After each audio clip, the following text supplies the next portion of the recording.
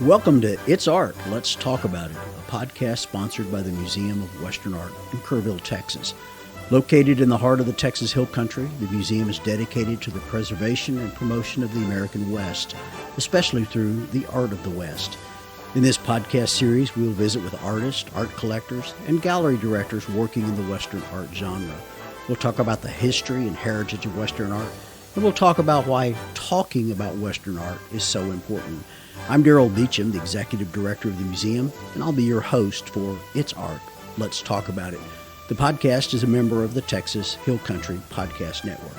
In this episode, Darrell welcomes Shanna Kunz, a plein air artist from Ogden, Utah. I know you'll enjoy this episode of It's Art, Let's Talk About It. Hey, we're joined today on It's Art, Let's Talk About It by our friend Shanna Kunz, a landscape artist from Ogden, Utah. Shanna, welcome to the podcast. Thank you. I'm so excited to be here. I've had such a great time. You're in Kerrville, Texas this week for a workshop and seem to have gone really well. It has. We had a lot of fun. I pushed them. A lot of attentive students. Yeah. Have you been teaching a long time? A long time. I've been teaching almost since I started painting. I would teach what I learned when I went to school. I would teach it as a means of really learning something and learning the whys of everything. Well, let's back up. Okay. How did you get started in painting? I ask this question of every guest because it varies greatly. I have artists who say, I didn't pick up a paintbrush till I was 50 years old. And then I've had others like my friend Jack Sorensen, the CA artist. He said he was drawing on his mother's walls in the kitchen and getting in trouble. And so, how did you start? Give us some backstory on Shanna Kunz. Okay, I did do the drawing on walls as well. I think that's kind of the common denominator with artists is we love to draw. When the other kids are out playing sports, we're sitting over in a corner with pencil and paper. But that being said, I did not think that it could be a career choice. Right. So every year in school, I always took art. It was always my favorite thing to do. But it wasn't until I was 29 that I was given a watercolor class for my 29th birthday. Okay. And I went to the class and enjoyed it so much, I came home and said, this is what I want to do the rest of my life. This is it, huh? Yeah, this is it. It was a game-changing day. Now, what point in your life were you there? You're an adult at 29. I am adult. You were working somewhere else, doing something else? I did. I worked in the courts and worked for the county attorney's office. I was a stenographer. But that's not a fun job to do. Yeah. Like, you're seeing cases that were pretty disturbing. Yeah. And I had been painting for a while. And then if my career finally took off enough, I just went, ooh, I can look at murder cases or I can paint beautiful trees. Yeah. So that kind of sent me that way. But I went back to school as an adult. I painted in watercolor for quite a while, and I knew I wanted to do something much more serious than just be a hobby artist. I knew that this was a mission for me. And so I went back to school in my 30s as a grown-up, and I went to Utah State, which had a fabulous art department. If you're familiar with Glenn Edwards. Sure. Yeah, and right. Adrian Van Suchlen, and I drove an hour up and an hour back every day. Where were you living at the time? I was living in Roy, which is the outskirts of Ogden, but Utah State is up in Logan.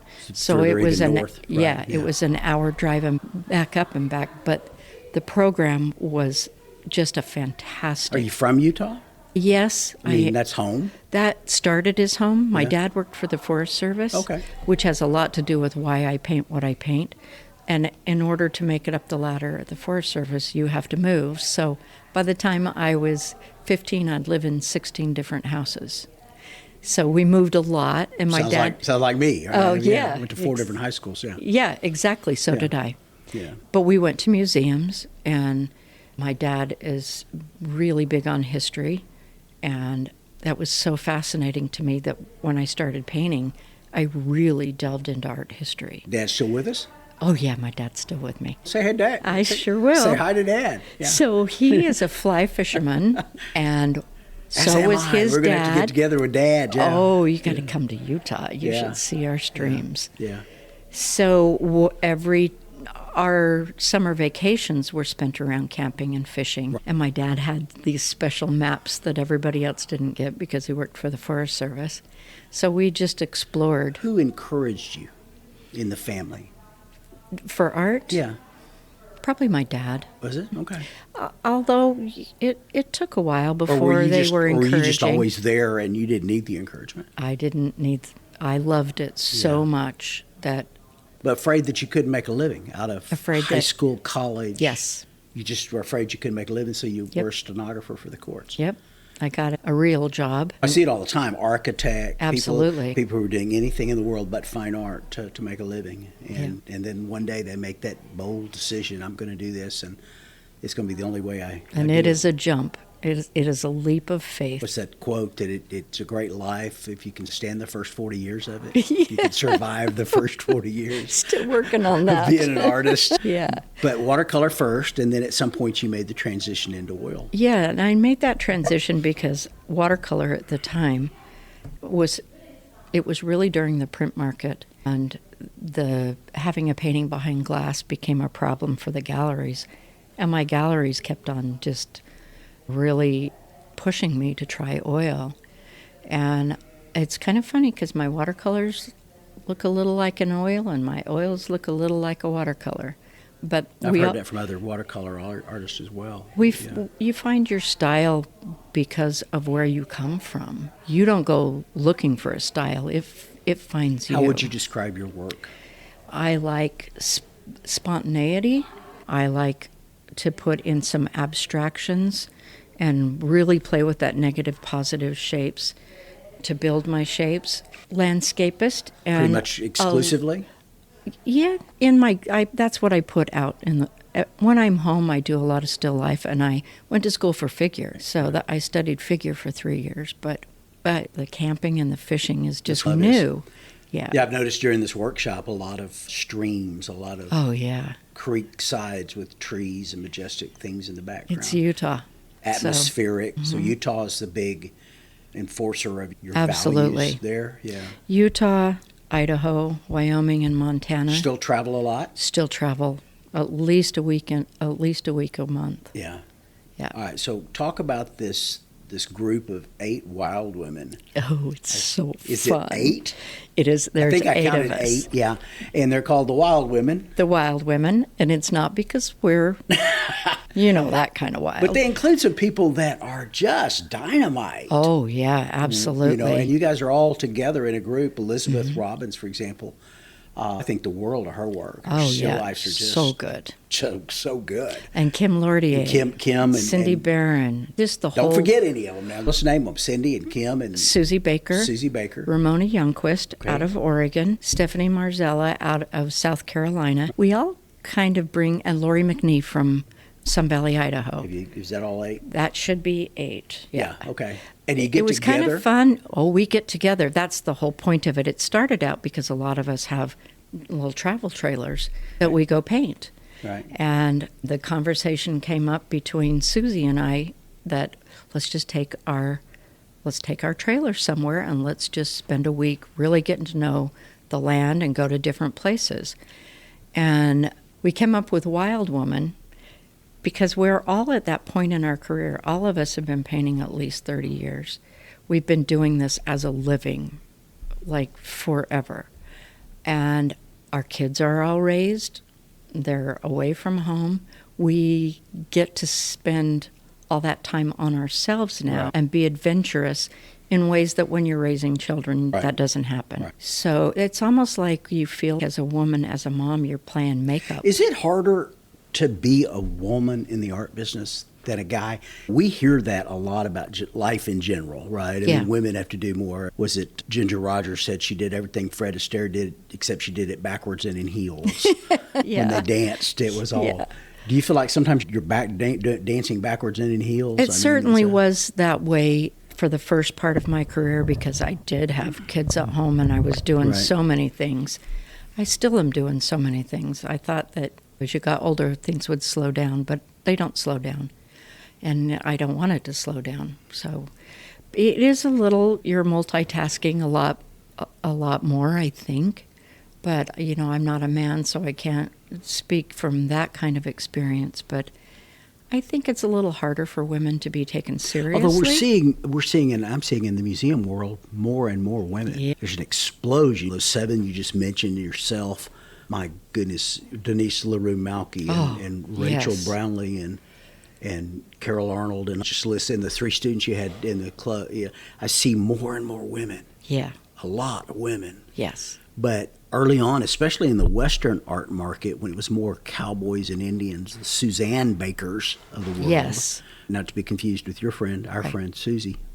But it was tough, man. There was just not very many women. I think that they were always there.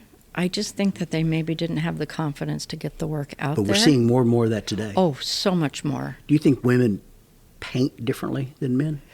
I think that they probably do approach it a little bit differently. If you had 3 students, you had 3 women in your class, if those had been men, would that class have been different? The approach? I'm trying to get, I guess what I'm trying to get I can see a masculine style versus a little more feminine style. And it's not like you set out to do something more feminine or masculine. It's so intrinsically who you are. Your work is very atmospheric, and it's very and a little quiet. Emotional and quiet, Yeah. right? And for those of you playing along at home, we're going to put pictures of Shanna's work at the bottom of the webpage there on the link. Our guest today on It's Art, Let's Talk About It is Shanna Kunz, and it's always interesting to get to meet and know an artist in person. I've known of your work for years. I've known you electronically for a while, as we talked about this and being in the Roundup and those sorts of things, but getting to meet you this week, it's always fun. Oh, it's so much fun. The art world is a beautiful world. You seem to enjoy it, and that's what that's where I was headed with this, is that I heard more laughter from your class and from you this week than I've heard in a long time. You guys were hooping it up, just having a ball. It was you joke after joke. You can't take yourself too seriously. Talk about that. So your training in the arts is formal. Yes. But then you've never quit training. Who are the people in your career that you've studied? Who are the people? Who are those shout-out people that influenced you? I can tell you one experience that I had. I got invited to be a guest artist at the Maynard Dixon show back in 2010. And I think I probably wasn't quite ready to the people. There was a big guns. And it was the first time I got to really look at my work and see where I was as an artist and where I wanted to be. And it was vastly different. And while I was there, Dan Pinkham came up to me and said, "You know what? I am teaching in a week. Come join my class." So I went home immediately and bought my tickets. So I decided at that time that I would take there were 3 greats that offered something very different. Each one of them offered something very different. Okay. Dan Pinkham is just poetry. I studied with Matt Smith, that his technical abilities. Matt's super. Yeah. Oh, it's fabulous. Yeah. And then the one that was closest to my own sensibilities was Tim Lawson. No kidding. So I went and studied with all 3 of them, and then after that just dug my heels in. And the only way you get better is by working really hard. Okay, let's talk about that. There's young people listening to this podcast. We have 4,500 listeners at any given time who listen to a podcast in the first couple of weeks, and a good number of them are young people. Yes. Which the demographic has kind of surprised me, right? Yeah. That this podcast but young people have come up to me all the time. I'm an aspiring artist, and I said, what do you want me to ask these artists? If they could sit down from you, what would you be asking them? And they all want to know, what's more important, formal education or time on task? What's more important, workshops or getting out and just doing it? If you could give advice to a young person? What has propelled my art What's helped you the most through the years has been working in series. And explain that. So I love trees, obviously, if you look at my artwork. And I might do a series of a dozen cottonwood trees and how the light affects it and where they sit in space. And then I might do a dozen pine tree series, but doing them in series makes me research. So it's not about painting a masterpiece. It's about learning with every single piece, researching with every single piece, trying something new, trying something different. And if I'm working in a series and researching that particular theme or an idea over and over again, somewhere in there the magic happens, and a really great piece will come out. But it's not, I don't go into it thinking, this is going to be a masterpiece. I'm going to work at this until it's done. I'm just always studying. I'm always looking for something. Well, it sounds like you've got to have knowledge of the subject matter and then a lot of muscle memory. Absolutely. A lot of time on task. Yep, absolutely. And I think that the intellect that goes with really knowing your subject matter is extremely important, because that frees you up to express it and still have it be believable, still have it be honest. And the answer to that question varies everywhere from one of our podcast guys said, just paint quick, man, get it down and put it out there, and then just keep messing with it and fix it and throw it away if you don't like it and start again. One is very meticulous and study bound, and it's all about the details of it, and I'm fascinated by that. I think I'm kind of in between, except for as a watercolorist, you really have to have a plan of action. Right. Because there's not a lot of room to go in and make changes. You still do watercolor? Oh, I do. Do you? I do. In fact, I'm going to put 4 in a show that I've got in January in Bend, Oregon, and I'm really excited to kind of get back to them again. It does help my oils get stronger. It's kind of I think vice watercolorists, versa. and I told this to John and Edith Maskey, are both watercolorists, and they're in our Roundup show. So shout out to John and Edith. And I think it's hard. I've tried all of this, right? I'm not good at it, but I've tried it. And watercolor was just a sloppy, stinking mess for me. I had no control. It's very process-oriented. And it's very process-oriented, not a process-oriented kind of guy. I don't think the watercolorists get enough love in the art world. I took what I learned about making plans and building parameters and boundaries within a piece and put that right to my oils. So it might, in the beginning, feel a little mechanical because I've got my palette that I've chosen. I have my value patterns considered. I have my atmospheric perspective considered before I even start. And then, but if I can keep that organized 90% of the way through, then that last 10% I can just play. I can throw color and I can try talk about something your process. different. You do plein air, I know that. I do a lot of plein air. A lot of plein air. So you, with the wild women out there, you guys meet and that's you paint. And, yes. But you work a lot from reference photos? When I'm in the studio, I work from reference photos and plein air studies. What's your typical day look like? I wish I was a 5 o'clock in the morning person, but I'm not. So I usually roll out of bed about 7:30. Yeah. I'm usually at the easel by 9:30. Okay. And I put long days in. I'm usually there till about 6. And then the rest of the evening, I got my iPad in my lap, doing more research, finding more paintings. I love American painters. We enter painting in a very different manner. Europeans are very controlled. They've gone through atelier programs usually. Sure. Americans jump in with both feet. We're just spontaneous, instant gratification. So the people that I study the most have been American painters. Okay, so in addition to the 3 that you studied with, who out there painting today inspires you? Painting today that's alive, besides those 3. And the 7 women you like, obviously. Oh, my works are Lord, all yes. Inspired by them, or you wouldn't keep getting together with them. They definitely inspire me. And it's really fun to get together with them because we do talk masters. We ask ourselves, if you could study with one person, what would it be? And it's really so interesting that we're all so different. We feel so different. If I could study with one, I kind of missed the boat with Fred Cumming. He was an English, really abstract painter. I did get one night to pick Russell Chatham's brain, and that was wonderful. I got to knows a little bit about art. It was a lot about art. Yeah, I think Skip Wickham. Really? Okay. If I could go to an in-person workshop, it'd probably be Skip. Isn't that amazing? Yeah. Oh, there's so many great painters out there. That's what I find in this business as a museum director is that, boy, there's just so many good painters. So many. And there's so many bad ones. And I get to deal with both sides of it as somebody who I'm comes sure in. you do. They come in the door presenting their work, right? What do you think? And a lot of times it's work that could be good and might be good if they would just quit doing it only on Sunday afternoon. Yeah. Something you have to do every day. And you have to, it's who you are, not what you do. It's an entire lifestyle. Do you feel that way? Oh, absolutely. Everything in my life revolves around art, sometimes much to my husband's detriment. But yeah, Hi, honey.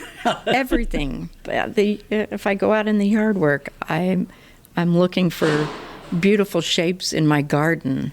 Everywhere I go, I'm looking at color, looking at atmosphere. You can't, can't turn it off. What's more important? Color, contrast, values? What's that thing that students should be working on? Value always does all the work. Yeah. And I really enjoy really close compressed value ranges in a piece. It's kind of my thing to try and be as subtle as possible. So there's a student sitting out there right now with a bunch of paint in front of her, and she's saying, okay, boy, where should I start? What could I do? What advice would you give her? Work on values? Work on values, really. Put it down and see how many different shades you can get out of.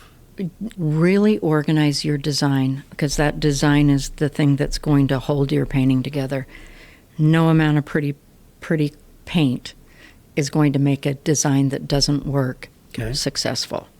So that design that you come up with, composition, the composition that you have, holding those values together so that there is some organization and not chaos on a painting. And that's saying a lot, because there's a lot of really beautiful palette knife painters that have chaos.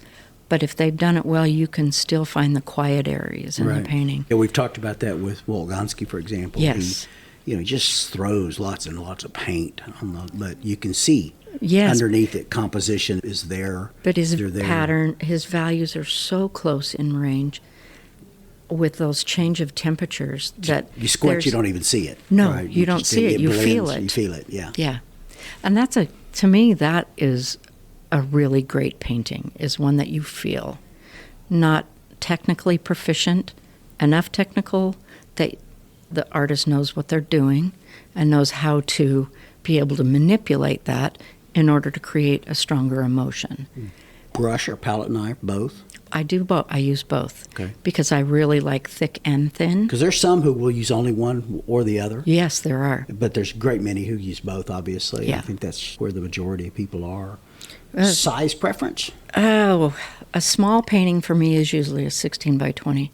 Really? I really like to paint larger, and not massively large, but 30 by 40s are really comfortable for me. Really? That's usually for a lot of painting. I guess it's because your comfort level's there. But for a lot of painters, they get beyond 1624, something like that. They're stretching their ability to...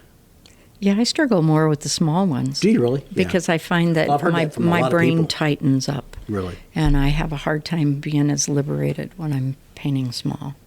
What's next for Shanna?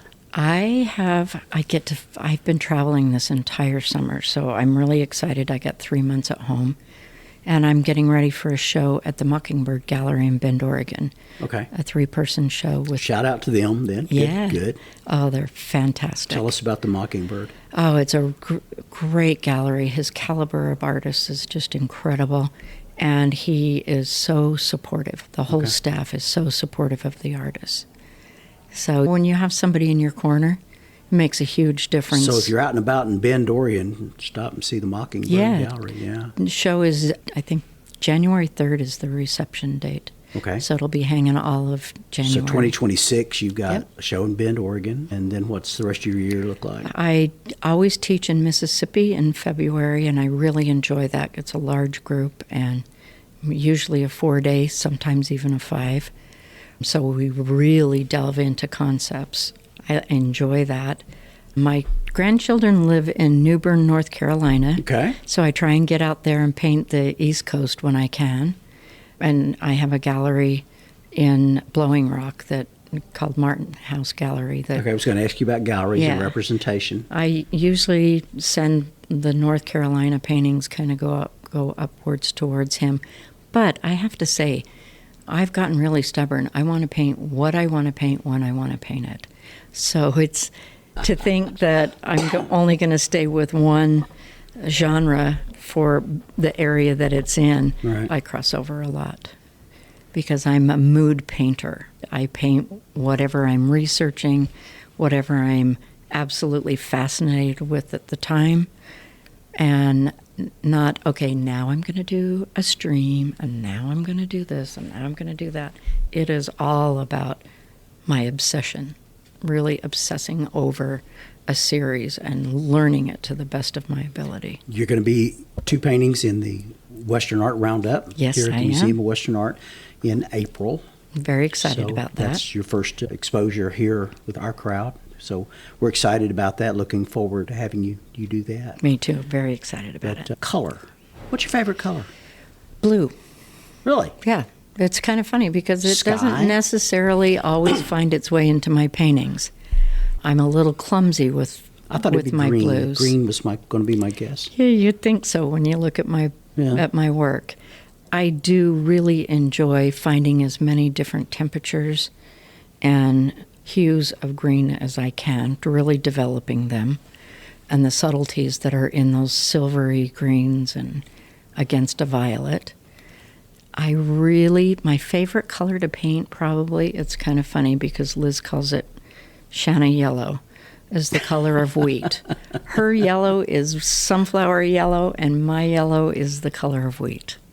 So that's I've probably... never thought about it. There's a difference, but yeah. Big difference. Isn't that something? Her red is bright red. My red's a little more towards a burnt orange. Okay, talk about social media real quickly. How do people who are interested in more Shanna Kunz, how do they see or get more Oh of my your work? goodness, I'm totally available on social media, a little too much. It's become an evil necessity. It is. But I've got a Facebook and an Instagram. And they find you at? They can find me at shannakunz.com. Okay. I also- SHANNAKUNZ.com. I have a mentoring course that I started in June that I'm was going to ask you about that. really excited about. They get my full attention 1 day a week for a couple of hours. I have 3 different sessions, and I give them challenges, personal challenges, as well as lecture demos. Right now we're really involved in color theory, and I got a couple of different color theories that I'm putting together to talk about actual color versus perceived color. And I studied color theory, the Joseph Albers method. Very abstract, but all about push and pull of color. Okay. Even a toneless piece has those beautiful little temperature shifts. So that's kind of my fascination with color right now. I'm a little tempered, although I have to say, I just had a show at a Loom Gallery in Montana, and I thought, I took all these pieces up and thought that they were going to be so soft and quiet, and was absolutely blown away at how not quiet they were. There was so much more color than Really? I had than I had seen as I was painting them. You and I came to a realization early on this week that we've overlapped in Montana. Yes. When I was the director of the Russell and that whole interesting Yes. moment in my life, and you were there in Great Falls at the same time. We have a lot of the same What a friends. fabulous museum that is. Yeah, that's a great museum. I'm proud to have been a part of it, and proud to, I think, do some good for them when I was there. Absolutely. But we'll find out down the road if I quit getting cussed about it, but we'll. Anyway, no, I'm just kidding. Yeah, the C.M. Russell Museum under the leadership of Dwayne Broughton is going to do well. I think. Absolutely. So, They do so much for artists. and they really do. And do. been one of the things that we've tried to do here is be an artist museum. Oh, A place, absolutely. That's, I think, good museums like the ones that in my world I live in. Yes. They really try to be a better artist museum than they are a collector's museum. I think you might be the common denominator for that. No, we've tried. I love artists, and we try to make, because without the artist, there's no art. There's no buyer, and there's no. Yeah. And we really try to feature living artists. The dead ones don't need our support, but. And with artists, it's a journey. There's not a regular check coming in. There's moments of indecisiveness, moments of insecurity. I don't care how good you are. There's moments of that. If we didn't have people to support us and to kind of help us along, we wouldn't make it. We would probably have quit a long time ago. But there's beautiful people out there that have supported us. It is the most generous world. Artists are generous people. They're sensitive people.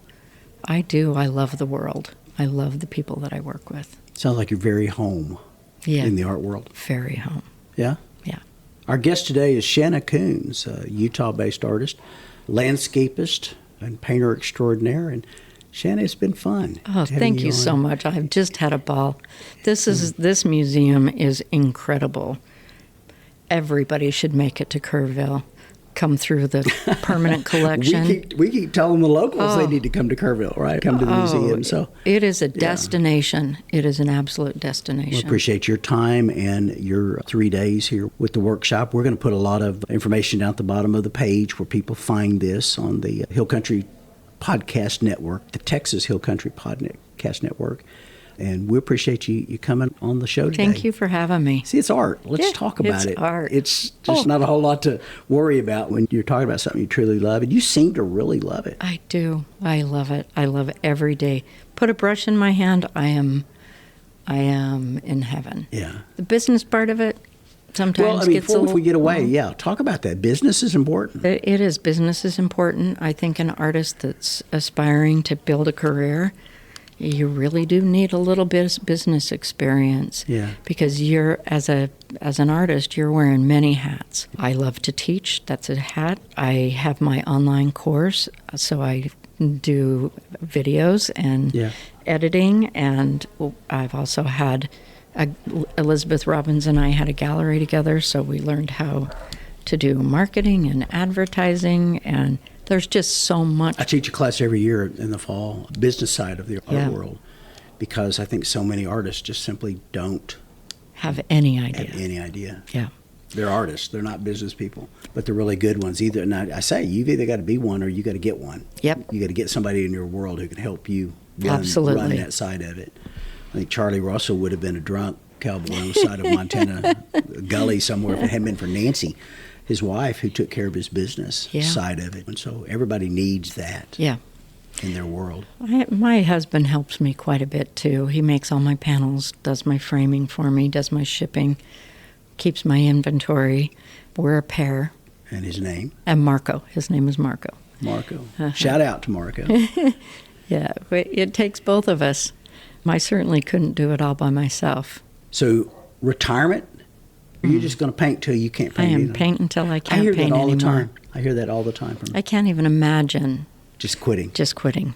Yeah, I just can't even imagine. Stay on the journey with the rest of us and just keep right on going until you can't go I have anymore. moments where I call him up and say, I can't do this ananymore. And he says, yes, you can. And about 15 minutes later, I'm back in the saddle again.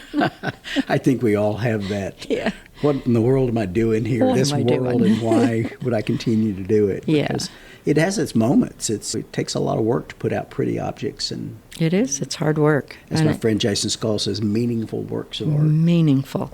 Something that says something. Yeah. The only reality of art is one person creating something that is so expressive and so beautiful to them. Right. And it connecting with someone else who sees their own story in it. All the other things, the shows, the business part of it. It's a method to get to that. It's a method to get to that. But it's what you express and what somebody reads into it that is the really only truth to all of it. That's a great way to put an ending to this. Yeah, it's art. Let's talk about it. Today's guest, Shanna Kunz. And Shanna, on behalf of the staff, crew, and everybody here at the Museum of Western Art, we appreciate you coming on the show today. Thank you. Thanks for for joining asking us. me. All right. Bye-bye. Okay, bye.